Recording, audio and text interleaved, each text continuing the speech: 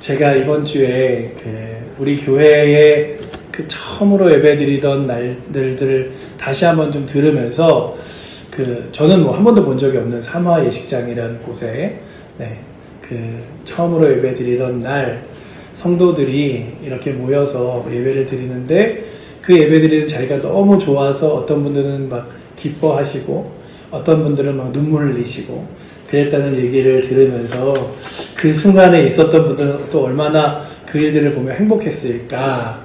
그래서 우리 정희숙 권사님이나 김선옥 권사님이나 안희영 권사님이나 최인영 선생님 같은 경우에는 이렇게 그런 얘기를 하면 이렇게 떠오를 거 아니에요. 그 당시가 이렇게 그랬었지. 그런데 그렇게 막 예배를 드리던 그 순간이 얼마나 좋았을까.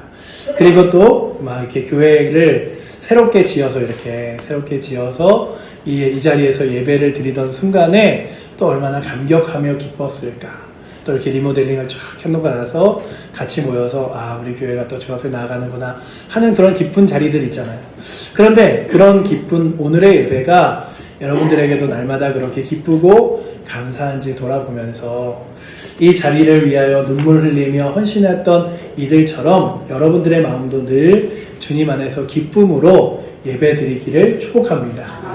주님 오늘도 귀한 자리 허락하여 주셔서 우리로 하여금 주일에 예배 드릴 수 있는 귀한 자리 주심에 감사합니다. 이러면 고백하는 거죠. 사람들은 많이 가져도 행복하지 않은 시대를 살아가는 것 같습니다. 오늘 말씀의 제목은 믿음으로 산다는 것인데 믿음으로 살아가는 사람들에게 주께서 주시는 기쁨들이 있는 것 같아요. 그런데 지금은요, 옛날에는 그랬어요. 다들 배고프기 때문에 조금만 더 가지면 기쁠 텐데. 그래서 그냥 저녁에 고구마 몇 개 놓고도 행복해 하기도 하고, 그리고 또한 내일 먹을 쌀이 있음에 감사하기도 했는데, 요즘 들어 TV만 켜기만 하면 어디서나 같은 이야기가 흘러나옵니다. 삼성전자, SK하이닉스, 성과급, 파업 이런 얘기들이 나오죠. 이게 우리 칠보에서는 좀 먼 이야기 같기도 하고, 그리고 또한 농사짓는 우리에게 무슨 성과급이 있겠느냐 이런 생각을 하지만 자식 중에 손주 중에 큰 회사 다니는 사람이 한 명이라도 있는 분들은 한 번쯤 그런 얘기를 들어보셨겠죠. 그래서 오늘 우리는 그런 주제로 함께 이야기를 나눠보고자 합니다. 세상은 참 행복하지 않다고 이야기하는 그 시대에 믿음으로 산다는 것은 무엇인가를 보는 거죠. 믿음으로 산다는 그것은요, 이런 겁니다. SK 하이닉스 뉴스를 보니까 회사 직원들이 올해 초에, 올해 받을 건 모르겠고요. 1억 5천이라는 성과금을 받았다고 합니다. 기본급이 2,960, 거의 평소에 월급의 30배 이상을 한다고 해요. 우리 보통 사람들이 들어보지도 못한 숫자. 그러니까 옆에 있는 삼성전자 직원들이 가만히 있겠습니까? 우리도 그렇게 해달라. 영업이익의 15%의 상한 없이 해달라. 그러면서 회사가 그건 좀 어렵다고 하니까 결국 노조가 21일부터 18일 동안 사상 최대의 규모의 파업을 하겠다고 예고하고 나섰습니다. 우리나라 1등 기업이 창사 이래 처음으로 멈춰설지도 모르는 이 위기 앞에서 저희들이 기도하고 있죠. 자, 여러분, 제가 오늘 그 회사의 편을 들거나 노조의 편을 들려고 하는 이야기로 꺼낸 것이 아니라 그 뉴스를 보다가 제가 이런 생각이 들었어요. 저 자신에게도 그리고 우리 모두에게도 그냥 한 가지 질문을 던져보는 거죠. 만약에 정말 내가 그런 성과급을 받게 된다면 1억 5천만 원이라는 돈이 갑자기 내 수중에 들어온다면 그 돈의 11조를 정직하게 하나님께 드릴 수 있을까? 이게 그냥 상상으로는 한 1억 들어오면 1,000만 원 하는 건 무슨 문제겠어요. 하지만 정말 내 통장에 딱 그 돈이 찍힌다면 1억 5천만 원의 11조는 1,500만 원이잖아요. 한편의 마음속에 계산해 보시면 통장에 1억 5천이 딱 입금되었습니다. 일주일 뒤에 주일이에요. 헌금 봉투에 1,500만 원을 또박또박 적어 넣으실 수 있겠습니까? 솔직하게 생각하면 그럴 때마다 우리 안에 고민이 들 거예요. 5만 원 받으면 5천 원 11조 드리는 거 이거 어렵지 않죠. 50만 원 받아도 5만 원 드리는 거 그래도 됩니다. 그런데 1억 5천을 받았는데 1,500만 원을 드리라고 하면 그때부터 우리의 마음이 어떻게 됩니까? 이번에는 좀 집도 좀 손봐야 하고 자식 결혼 자금도 좀 보태야 되고 노후 준비도 좀 해야 되고 이런 핑계들이 어디서 나오는지 내 마음속에서 슬슬 올라오기 시작합니다. 그런데 이게 단지 돈 문제이겠습니까? 사실 이건 믿음으로 산다는 것의 문제입니다. 작은 돈에서 믿음으로 살기는 쉽습니다. 그런데 큰 돈 앞에 서면 우리의 믿음이 흔들리게 되죠. 평소에 주님이 우선이다 말하기 쉽습니다. 그런데 큰 결정 앞에 서면 우리 입으로 다른 말이 나옵니다. 그게 바로 우리들의 신앙을 바라보는 모습 같아요.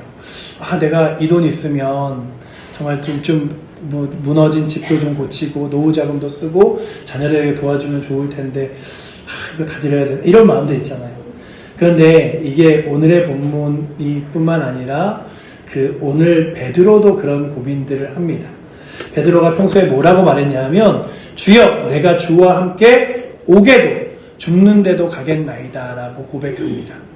얼마나 멋있는 고백입니까? 그런데 막상 대제사장의 뜰에 어린 여종 한 사람 앞에 가니까 베드로가 뭐라 그러냐면 나는 그 사람을 예수님을 알지 못합니다. 이렇게 말합니다. 그것도 3번이나 부인을 합니다. 무엇이 베드로를 흔들었습니까? 큰 박해? 아니었습니다. 그저 작은 두려움이었습니다. 큰 결정의 자리가 아니라 그저 추워서 불을 쬐고 있던 그 평범한 자리에서 그렇게 그가 흔들리기 시작했습니다. 오늘 제목 믿음으로 산다는 것입니다. 1억 5천만 원 앞에서도 또 어린 여종 앞에서도 흔들리지 않는 그 믿음은 도대체 어떻게 가능할까? 100여 년 전에요. 찰스 세톤이라는 사람이 책을 썼어요. 예수님이라면 어떻게 하실까라는 책을 썼습니다. 19세기 말에 무려 1000만 부 이상의 책이 팔렸습니다. 어떤 책이냐 하면 한 작은 마을 교회 성도들이 1년 동안 모든 결정을 내릴 때마다 그러니까 어떤 결정을 내릴 때마다 한번 딱 생각해 보는 거예요. 예수님이라면 어떻게 하실까? 이 한 가지 질문을 던지고 그 답대로 살아보기로 약속을 합니다. 그리고 신문 편집장도 백화점 사장도 유명한 가수도 그 약속에 동참을 합니다. 그 한 가지 질문에 그 마을 전체가 바뀌기 시작했습니다. 오늘 우리도 베드로의 실패와 셀돈 목사님의 그 질문을 통해 믿음으로 산다는 것은 무엇인지를 다시금 생각해 보기를 원합니다. 첫 번째는 믿음으로 산다는 것은 작은 자리에서 두려움을 이기는 것입니다. 작은 자리에서. 오늘 본문 25절을 보시면 시몬 베드로가 불을 쬐더니 베드로가 어디 있죠? 그 불 앞에 서 있는 거예요. 대제사장의 뜰입니다. 예수님이 잡혀가시던 바로 그 자리에 베드로가 따라와 있었습니다. 여기서 잠깐 우리 베드로를 좀 칭찬해 주면 사실 베드로는 대단한 사람이죠. 다른 제자들은 다 도망가 버렸는데 베드로와 요한만이 그 자리로 돌아왔습니다. 베드로는 그래도 멀찍이서 따라옵니다. 마음에 사랑했기 때문이죠. 예수님을 사랑했기 때문에 어떻게든 예수님을 가까이 있고 싶어 했습니다. 예수님과 가까이 있고 싶어 했죠. 그런데 문제가 생겼습니다. 본문에 보면 불을 쬐더니 이 한마디에 다 들어있습니다. 6월절 무렵 예루살렘은 새벽이 아주 쌀쌀해요. 요즘에 그렇잖아요. 날씨는 마구 더워도 밤 되고 새벽이 되면 막 춥잖아요. 예루살렘이 그렇습니다. 해발 750m쯤 되는, 그러니까 우리가 여기보다도 그 산 쪽이 더 춥듯이 아주 높은 고산지대에 있는 예루살렘은 훨씬 더 추웠어요. 봄이라 해도 밤이 되면 입김이 나올 정도로 춥습니다. 그래서 새벽에 종들과 그 하속인들이 숯불을 피워놓고 빙 둘러서서 몸을 녹이고 있었어요. 베드로가 그 옆에 슬그머니 끼어들었습니다. 추웠으니까 한기에 떨고 있을 수 없으니까 그렇게 불 옆에 섰습니다. 그런데 그 따뜻하고 편안하게 보이던 불 옆이 바로 시험의 자리였어요. 사람들이 따뜻하다고 느껴지는 그 자리가 종종 우리 신앙이 무너지는 자리가 되기도 합니다. 여러분, 사람이 무엇 때문에 신앙을 잃냐 하면 대단한 박해 때문이 아닙니다. 대개는 아주 작은 것 때문에 추위, 외로움, 사람들의 눈치, 한순간의 분위기, 이런 작은 것들 때문에 우리는 자주 베드로처럼 됩니다. 베드로가 부인한 상대를 보시면 로마 총독이나 대제사장도 아닙니다. 처음에는 그저 어린 요정 하나였습니다. 두 번째는 거기 그냥 서있던 종들이었습니다. 베드로는 누굽니까? 조금 전에 칼을 들고 군병들을 향해 휘둘렀던 사람입니다. 그런 강한 사람이 어린 요정 앞에서 무너집니다. 이것이 무엇을 뜻하겠습니까? 큰일에는 어떻게든 버틸 힘이 나오죠. 마지막 자존심이라도 끌어내어 버틸 수 있습니다. 그런데 작고 일상적인 자리에서 아무도 주목하지 않는 자리에서 두려움을 이기는 일, 이것이 진짜 어려운 일인 거죠. 그래서 오늘도 우리가 다시금 바라보는 거죠. 베드로, 우리에게도 있는 베드로의 그 불가, 따뜻하게 나를 잠깐 따뜻하게 해주는 그 불가가 혹여나 나의 유혹의 자리는 아닌가. 우리에게 이런 불가는 어디입니까? 마을회관에 이렇게 모여있는데 친구들이 술 한 잔을 권해요. 에이 뭐 아무도 안 보고 우리끼리만 있는데 한 잔 마시지. 나는 예수 믿는 사람이 못 마신다. 이 한마디가 그렇게 어렵습니다. 손주들이 다 모인 식탁에서 가족들과 그리고 또한 그 시댁 식구들까지 다 모인 그런 자리에서 식사 기도를 하려는데 갑자기 며느리와 사위 눈치가 보입니다. 슬그머니 기도 안 하고 그저 수저를 듭니다. 병원에서 입원했더니 옆 침대 환자가 아유 교회 다녀봐야 뭐 별 수 없더라 이런 비아냥 소리에 평소 같으면 한마디 해줬을 텐데 그냥 에휴 괜히 여기서 갈등만 일으키는 거 아닌가 싶어 입을 쑥 닫고 맙니다. 그리고 한 가지 더 봉투를 손에 들고 있던 헌금하려던 액수가 좀 크고 커 보이자 그런 고민을 하는 거죠. 이번엔 좀 적게 할까? 머리에 자꾸 그런 소리가 들립니다. 이런 자리가 다 우리 시대의 베드로의 불가입니다. 큰 박해가 아니라 사람들의 눈치가 보이고 자기 마음이 흔들리는 작은 자리, 바로 거기가 우리의 믿음의 시험을 받는 자리입니다. 그러면 이 두려움을 우리는 어떻게 이길 수 있을까라고 하는 거죠. 답은 예수님께 있습니다. 예수님은 같은 밤, 같은 시간에 베드로와 같이 대제사장의 뜰 안에 계셨어요. 그 자리에서 무엇라고 하십니까? 예수님은요 18장 5절에 보면 내가 그니라 라고 이야기합니다. 내가 바로 너희가 잡으려고 하는 예수다 라고 이야기하세요. 분명하게 인정하십니다. 베드로는 같은 시간 뜰에서 무엇라고 말합니까? 18장 25절에 뭐라 그러죠? 나는 아니라 라고 이야기합니다. 예수님은 내가 그다 라고 이야기하는 베드로는 나는 아니다 라고 이야기합니다. 예수님께서 두려움이 없어졌던 것이 결코 아니죠. 겟세마네 동산에서 땀이 핏방울이 되도록 기도하셨습니다. 주님 이 잔을 내가 피할 수만 있다면 주여 이 잔을 내게서 멀리하여 주시옵소서. 그랬던 예수님이 그 대제사장의 뜰에서 인간적으로 얼마나 무서웠겠습니까? 그러나 아버지의 뜻 앞에서 아버지를 신뢰함으로 그 두려움을 이기셨습니다. 이것이 바로 믿음으로 사는 것입니다. 두려움이 안 느껴지는 것이 아니라 두려움보다 하나님을 더 신뢰하는 것이 믿음으로 사는 것인 줄 믿습니다. 아멘. 주님, 제가요 세상의 말들과 조그마한 유혹과 두려움보다 주님을 더 살아계신 하나님을 더 신뢰하게 하여 주시옵소서. 아멘. 이번 한 주 여러분들의 불가는 어디셨습니까? 어디서 베드로처럼 슬그머니 입을 다물게 되셨습니까? 그 자리를 떠올리고 새벽마다 이렇게 기도해 보십시오. 주님, 그 자리에서 제가 두려움보다 주님을 더 신뢰하게 하여 주시옵소서. 작은 자리에서 이긴 사람은 큰 자리에서도 이깁니다. 1,500만 원 11조 앞에서 이긴 사람은 1억 5천만 원의 11조 앞에서도 이깁니다. 그러니 주님 오늘도 우리가 시험 앞에서 이기게 하시고 연약하게 내 마음 가운데 있는 흔들림이 아니라 주님 바라보게 하여 주시옵소서. 이러며 나아가는 거죠. 믿음으로 산다는 것은 예수님이라면 어떻게 하실까 묻는 것입니다. 우리 한번 따라해볼까요? 예수님이라면 어떻게 하실까? 제가 오늘 제가 설교를 하면서 계속 설교문을 보고 또 보면서 이런 생각을 했어요. 집으로 돌아가시는 길에 설교는 하나도 기억나지 않아도 예수님이라면 어떻게 하실까? 이 질문만은 기억하고 돌아가셔서 무엇인가 택하실 때마다 예수님이라면 어떻게 하실까? 26절에 보시면 대제사장의 종 하나는 예수님의 베드로에게 귀를 잘린 사람의 친척이라 말합니다. 내가 그 사람과 함께 동산에 있는 것을 내가 보지 아니하였느냐? 라고 이야기하면 따지는 거예요. 이 사람이 누굽니까? 좀 전에 베드로에게 귀를 잘린 말고의 친척입니다. 그러니까 베드로의 얼굴을 똑똑히 본 거죠. 어두운 새벽이지만 분명히 기억하고 있었습니다. 도망갈 데가 없습니다. 그런데 베드로가 여기서 그래, 제가 바로 그 사람입니다 말한 것이 아니라 또 부인을 합니다. 이번이 세 번째죠.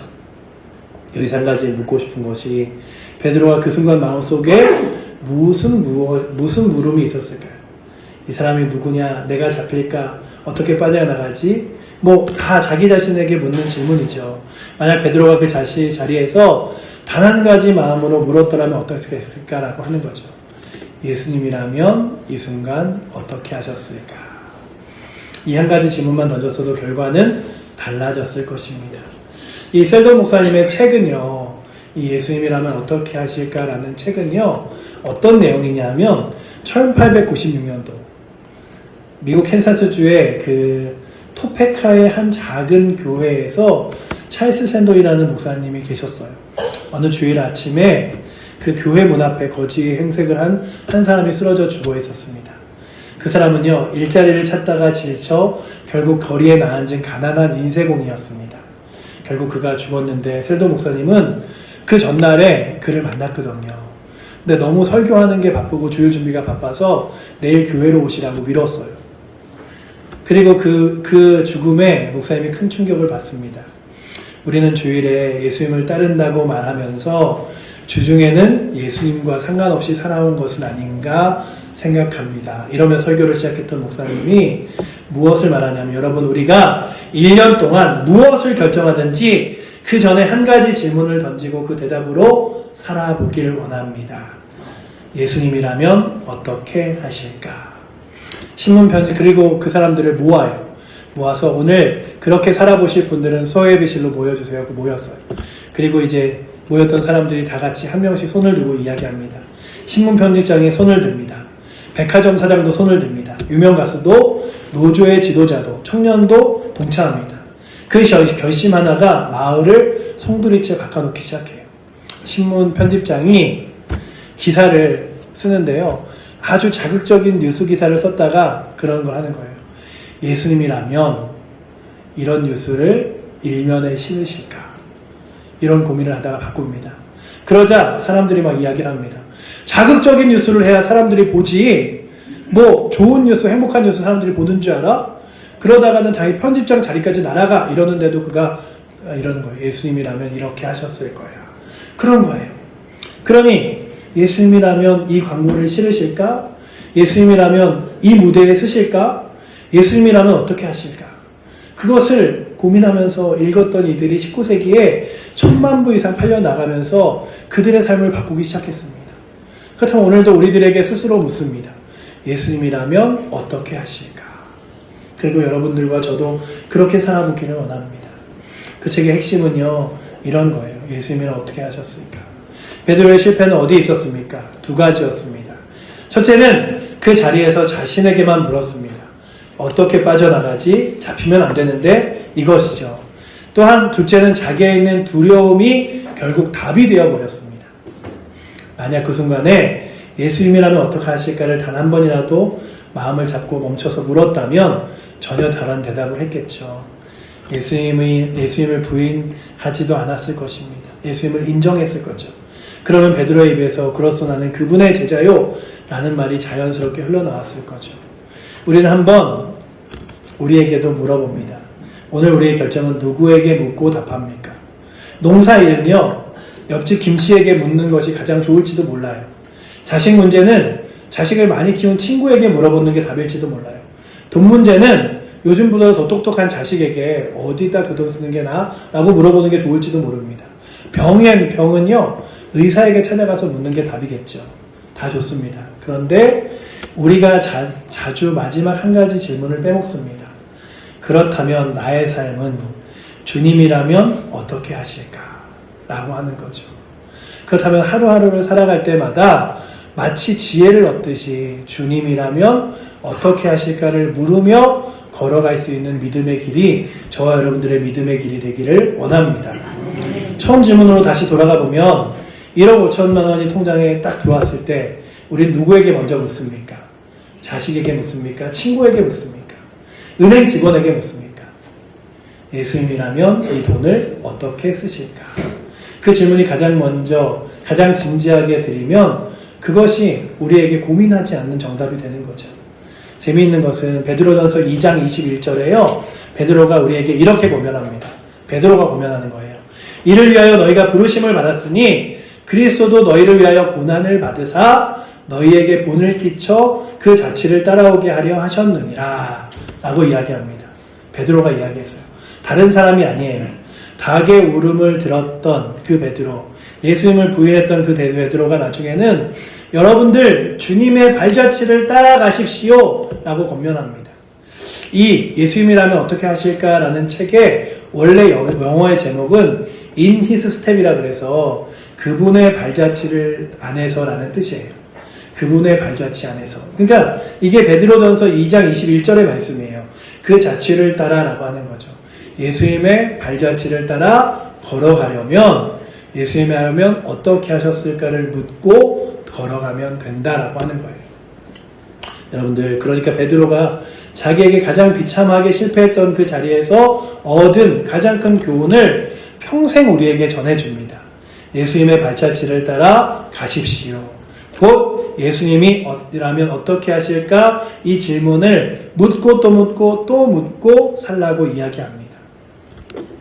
자기가 못 물어서 망했다는 것을 뼈저리게 알기 때문에 여러분들은 주님께 질문하며 나아가십시오라고 이야기하는 거죠. 이번 한 주 작은 결정 하나씩만 골라서 연습해 보세요. 며느리에게 말 한마디 하기 전에 예수님이라면 지금 어떻게 말씀하실까 한 번만 묻고 입을 여시고, 시장에서 물건값을 막 깎을 때 예수님이라면 어떻게 이 사람에게 어떻게 하실까 한 번만 묻고 말씀하시고, 헌금 봉투에 X를 적기 전에 예수님이라면 어떻게 적으실까 한번 묻고 펜을 드시고, 예수님이라면 저 사람과 만났을 때 무슨 이야기를 하실까 물어보시고, 그렇게 예수님이라면 어떻게 하실까를 질문하며 살아보실 수 있는 한 주가 되기를 축복합니다. 그렇게 믿음으로 산다는 것은 그런 거예요. 또한 믿음으로 산다는 것은 그저 아유 나는 망했네, 여태까지 그렇게 못했네, 실패했네가 아니라 닭 울음에 나의 삶을 돌이키는 것입니다. 27절을 보시면 이렇게 써있죠. 이에 베드로가 또 부인하니 곧 닭이 울더라 라고 써있어요. 이 장면을 한번 상상해 보십시오. 베드로가 세 번째로 예수님을 딱 부인했을 때 어디선가 닭이 꼬끼옥하고 웁니다.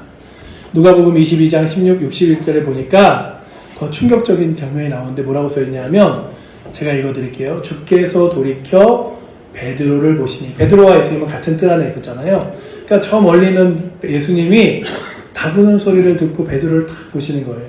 그러자 베드로가 주님의 눈빛을 보며 반갑습니다. 베드로가 주의 말씀을 곧 오늘 닭 울기 전에 내가 3번 나를 부인하리라 하심이 생각나서 밖에 나가서 심히 통곡하니라 라고 누가복음 22장 61절에 써있어요. 예수님이 베드로를 보셨습니다. 그 한 시선에 베드로가 무너져 내렸어요. 주님, 제가 다 예수님 안 따라가도 저는 주님 따라갈 거라 그러고 저는 주를 위해 죽을 거라 그랬는데 지금 제가 이렇게 했네요 라고 하며 밖에 나가서 심히 통곡합니다. 우리의 옛말에 따르면 이런 거죠. 땅을 치며 아마 울었을 거예요. 가슴을 쥐어찌듯이 울었을 거예요. 내가 어쩌다가 이렇게 됐을까? 내가 어쩌다가 이런 짓을 했나? 이러며 울었을 거예요. 우리 시골에서도 닭이 울죠. 제가 예전에 사는 그 집에는요, 닭 키우는 집이 너무 가까웠어요. 그런데 항상 한 새벽 3시 되면 울고, 그리고 새벽 4시 이렇게 우는데, 아주 보시면 닭이 보통 새벽 3시쯤 한번 울고 5시쯤 또 한번 웁니다. 마가복음 14장 30절에 닭이 2번 울기 전에 하신 말씀이 바로 그래서 그렇습니다. 베드로가 그 닭의 울음은 사실 새벽이 오고 있다는 신호입니다. 어두운 밤이 가고 동이 트는 신호. 베드로에게는 닭의 울음소리 동시에 자신의 죄를 깨우는 알람이기도 했습니다. 베드로야, 깨어나라. 내가 무슨 짓을 했는지 한번 똑똑히 봐라 라고 하는 울림이죠. 닭 울음소리 하나에 2가지 신호가 함께 들어오는 것이죠. 새벽이 온다는 것과 소망의 신호와 회개하라는 깨우침의 신호입니다. 우리 인생에도 똑같습니다. 우리를 깨우면서 동시에 새벽을 보내주십니다. 그러니 오늘도 여러분들이 그러는 거죠. 여기서 우리가 다시 한번 느껴야 될 건 뭐냐 하면 베드로의 위대함입니다. 베드로는 결국 그러고 말았네, 이게 아니라 베드로는 그 닭 울음소리를 듣고 이에 닭이 원래 새벽에 우는 거지 하고 그냥 넘어가지 않았습니다. 그 닭 울음에 하나에 무너지고 통곡하여 밖으로 뛰쳐나갔습니다. 여러분, 예수님 앞에서 또 잘못한 죄자 하나가 생각나시죠? 가룟 유다. 그런데 유다는요, 절망의 무게에 눌려 결국 스스로 목숨을 끊고 말았습니다. 베드로는 통곡했지만 살아남았습니다. 무엇이 달랐을까요? 베드로의 통곡은 절망의 통곡이 아니라 회개의 통곡이었습니다. 자기의 죄를 똑똑히 보면서 동시에 자신의 죄보다 더 크신 주님의 은혜를 끝까지 바라본 것이죠. 이 차이가 결국 한 사람은 죽이고 한 사람은 살렸습니다. 여러분들도 주님의 음성이 들리십니까? 아유, 내가 잘못했네. 내가 하나님 앞에 그렇게 살지 못했네. 느껴지신다면 그 다구름 소리에 여러분들의 삶을 돌이키는 은혜가 있기를 축복합니다. 아멘. 그리고 부활하신 주님이 디베리아 바닷가에서 베드로에게 무엇을 하셨냐면 요한복음 21장에 보시면요, 재밌게도 거기서 또 숯불을 피워놓으세요. 베드로가 부인하였던 그 숯불을 다시 예수님이 피워놓으시고 그 숯불의 자리에서 손수 음식을 만들어 주시면서 그 숯불의 자리에서 물으시죠. 내가 나를 사랑하느냐? 그리고 그를 회복시키십니다. 그리고 내 양을 먹이라 라고 말씀하시죠. 얼마나 따뜻한 주님이십니까? 한번 상상해 보십시오. 베드로가 가장 부끄러워했던 그 자리가 숯불 옆이죠. 그런데 그 부끄러운 자리를 그대로 두지 않으시고 다시 숯불을 피워놓고 거기서 회복을 해주시는 거예요. 베드로는 그 부르심을 따라 평생을 살다가 결국 로마에서 거꾸로 십자가에 못 박혀 순교한 것으로 전해집니다. 오늘 우리들에게도 다시 한번 질문해 보는 거죠. 오늘 우리 인생에도 다구름이 있습니다. 새벽 기도의 종소리일 수도 있고요. 라디오에서 들려나오는 찬양 소리일 수도 있고, 또 손주가 무심코 던진 한마디일 수도 있습니다. 또한 어떤 분에게는 병원에서 받은 진단서 한 장이 다구름 소리일 수 있고요. 친한 친구분의 부고가 다구름 소리일 수도 있습니다. 어떤 분에게는 오늘 이 설교가 바로 그 다구름 소리일 수도 있죠. 그 다구름을 그저 흘러보내지 마시기를 원합니다. 아, 주님이 지금 나를 부르고 계시는구나. 깨닫고 베드로처럼 통곡하며 돌이키시기를 축복합니다. 그러니까 믿음으로 사는 것은 무엇이라고요? 한 번 넘어지지 않는 것이, 믿음으로 사는 건 한 번도 넘어지지 않고 걸어가는 게 아니에요. 평생 한 번도 주님을 부인하지 않는 것이 아니라 넘어진 자리에서 다시 일어나는 것, 부인한 자리에서 다시 고백하는 것, 부끄러운 자리에서 다시 주님 앞에 나아가는 것이 하나님의 은혜인 줄 믿습니다. 혹시 오늘 이 자리가 나는 너무 멀리 와버렸어 생각하는 분이 계십니까? 나는 너무 자주 부인했다. 아유, 이제 주님 뵐 면목이 없다. 이렇게 생각하는 분 계십니까? 한번 생각해 보십시오. 베드로보다 더 멀리 가신 분이 누가 있겠습니까? 베드로는 다른 사람도 아닌 예수님의 면전에서 3번이나 그것도 저주하며 예수님을 부인했습니다. 그런데 베드로를 주님이 회복시키시고 교회의 그 든든한 기둥으로 세우셨죠. 우리도 마찬가지입니다. 결코 늦지 않았습니다. 오늘 이 시간이 바로 주님에게서 들려오는 다 물음소리인 줄 믿고 나아가시기를 바랍니다. 아멘. 그렇죠. 다시 우리가 마지막으로 돌아가면 여러분들이 주님이 내가 나를 사랑하냐 말씀을 볼 때 그 숯불 앞에 다시 돌이켜 주님, 제가 다시 한번 내 앞에 여러 가지 질문들을 하는 그 자리가 온다면 저는 예수님이라면 어떻게 하실까를 질문하겠습니다. 그러면 나아가실 수 있기를 원합니다. 작고 일상적인 불가가 두려움보다 주님을 더 신뢰하는 곳이 되어주시고, 모든 결정의 자리에서 예수님이라면 어떻게 하실까를 예수님 한 분께 물어보시고, 혹여나 넘어져 있는 분들이 있다면 다구름 소리에 다시금 일어서는 은혜가 있기를 원합니다. 처음에 제가 질문했던 질문을 기억하시죠? 1억 5천만 원을 받으시면 11조로 1,500만 원을 정직하게 드릴 수 있으시겠습니까? 뭐 그렇게 하시라 이게 아니라, 사실 이 질문에 대한 답은요, 1억 5천을 받을 때 결정되는 것이 아닙니다. 오늘 우리가 받은 5만 원, 50만 원, 100만 원 앞에서 어떻게 살았느냐에 따라 결정됩니다. 작은 자리에서 두려움을 이긴 사람은 큰 자리에서도 두려움을 이깁니다. 작은 결정에서 예수님이라면 어떻게 하실까를 물었던 사람은 큰 결정에서도 같은 질문을 던집니다. 작은 다구름 소리에 마음을 깨어 돌이켰던 사람이 큰 다구름 소리에도 무릎을 꿇게 되는 거죠. 우리는 모두 베드로를 닮은 사람입니다. 잘 따라가다가도 작은 일 하나에 그만 넘어지고 말 때가 많습니다. 우리 주님은 베드로를 회복하신 바로 그런 주님이시죠. 그렇다면 우리도 이제 주님이 나를 사랑하신다는 것을 기억하며 다시 한번 믿음의 자리로 나아가 예수님이라면 어떻게 하실까를 물으며 나아가시는, 그렇게 믿음으로 살아가시는 한 주가 되시기를 원합니다. 우리 다 같이 한번 이 말씀 같이 한번 해볼까요? 예수님이라면 어떻게 하실까? 이 질문으로 믿음으로 승리하시며 살아갈 수 있는 한 주간 되시기를 축복합니다.